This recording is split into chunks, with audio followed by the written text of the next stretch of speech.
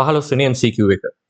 තිරස් භ්‍රමණ වේදිකාවක් මතුපිට තබා ඇති කුඩා කාසියක් සහ මතුපිට පෘෂ්ඨය අතර ස්ථිතික ඝර්ෂණ සංගුණකය 0.36ක් වේ. භ්‍රමණ වේදිකාවේ භ්‍රමණ වේගය 30යි rpm කියලා දීලා තියෙනවා. rpm 30ක් විනාඩියකට පරිභ්‍රමණ වේ. භ්‍රමණ වේදිකාවේ මැද සිට කාසිය ලිස්සා නොයන උපරිම දුර කොපමණද කියලා අහනවා අපෙන්. පයි 3යි කියලා ගන්නලු. හරි බලමු. දැන් ඔන්න භ්‍රමණ වේදිකාවක් තියෙනවලු. හරි මෙහෙම එකක් ගමු අපි. මේ භ්‍රමණ වේදිකාවේ මේ තියෙන භ්‍රමණාක්ෂය. මේ භ්‍රමණාක්ෂයේ ඉඳලා හරිද? මොකක් හරි කාසියක් තියලා තියෙනවා. එතකොට මේකේ ඉඳලා තියෙන දුර r. ඔහොම තියලා තියෙනවා. එතකොට මේක දැන් භ්‍රමණය වෙනවනේ.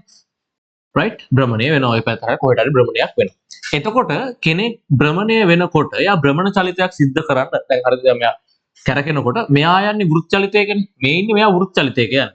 මෙයා භ්‍රමණය වෙනවා. මෙයා යනවා වෘත් චලිතයක යනවා. එතකොට කෙනෙක් වෘත් චලිතයක යනකොට එයාට තියෙන්න ඕනේ කේන්ද්‍ර අபிසාරී බලයක් තියෙන්න ඕනේ. කේන්ද්‍රයේ දෙසට ගොඩ නැගුණු බලයක් තියෙන්න ඕනේ. එහෙම බලයක් තියෙනවා නම් ප්‍රශ්නයක් නැහැ. මෙයාට වෘත් චලිතය දෙන්න පුළුවන්. right. එතකොට මෙහෙම අඳිමු දැන්. මම මේක මෙන්න මෙහෙම අඳිනවා. හරි. එතකොට ඔයාලට වඩාත් පැහැදිලි වෙන්න මම අඳිනවා මේකේ හරස් කඩක් විදිහට මේ තියෙන භ්‍රමණාක්ෂය. මම පොඩ්ඩක් මේකේ ස්පර්ශ පෘෂ්ඨය ඈත් කරලා අඳිනවා. එතකොට දැන් මේක රළු පෘෂ්ඨයක් නේ. මේක රළු පෘෂ්ඨ. එතකොට රළු පෘෂ්ඨ අතර ගොඩ නැගෙනවා ඝර්ෂණ බල. ඝර්ෂණ බල ගොඩ නැගෙන්නේ කොහොමද? ඝර්ෂණ බල ගොඩ නැගෙන්නේ ස්පර්ශ පෘෂ්ඨ දෙකක් අතර සාපේක්ෂ චලනයක් ඇතිවීමේදී හෝ ඇතිවීමට උත්සාහ කිරීමේදී තමයි ඇති වෙන්නේ. එතකොට මෙයා දැන් මේ කැරකෙන නිසා මේ පැත්තට තල්ලු වෙලා යන්න උත්සාහ කරනවා. එළියට විසි වෙන්න උත්සාහ කරනවා.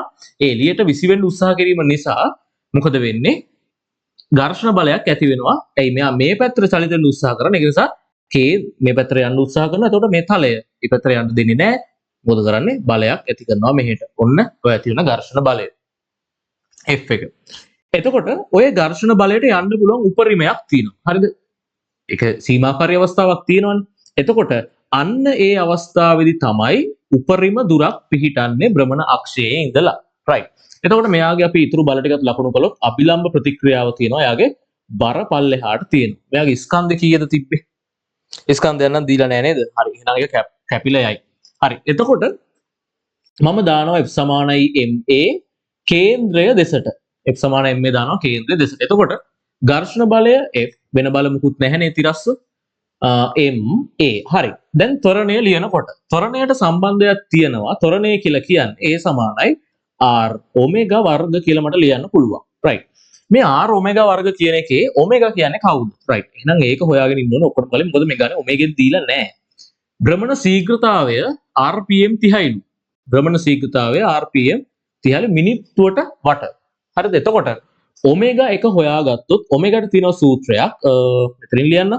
ඔමෙගා කියලා කියන්නේ 2πf. එහෙනම් ඔමෙගා සමානයි 2 වැඩි කිරීම. ෆයි කියන්නේ 3යි, f කියන්නේ දැන් මේ තියෙන මිනිත්තුවටනේ. මිනිත්තුවට මට ඕනේ තප්පරයට. මිනිත්තුවට 30යි නම් තප්පරයට වන්න ඔය 60න් බෙදලා. එහෙනම් මේක බෙදලා මේක 2යි. ඒ දෙක මෙතනට කැපිලා ඔමෙගා කියලා කියන්නේ 3යි කියලා උත්තරයක් එනවා. එහෙනම් මෙතනට දාගන්න පුළුවන් දැන් r ඔමෙගා වර්ග දාගන්න පුළුවන්.